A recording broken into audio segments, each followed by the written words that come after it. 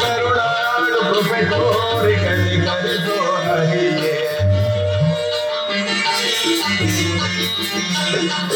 ಕರುಣಾಳು ಕೃಪೆ ತೋರಿ ಕನಿಕರಿಸೋ ಹರಿಯೇ ದರ್ಶನವಾಣಿ ತೋಡೆಯ ದೇವಾ ದರ್ಶನವಾಣಿ ತೋಡೆಯ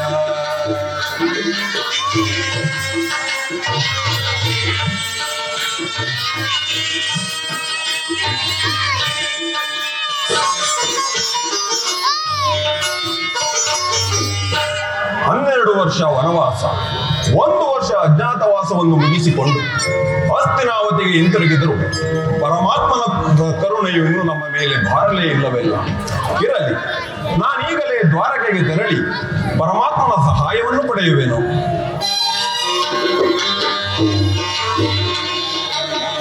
ಅರಣ್ಯವಾಸವ ಆಜ್ಞಾನುಸಾರದೆ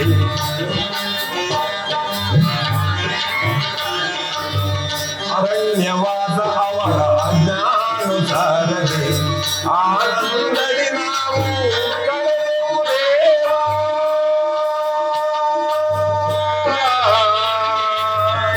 ಕೃಷ್ಣ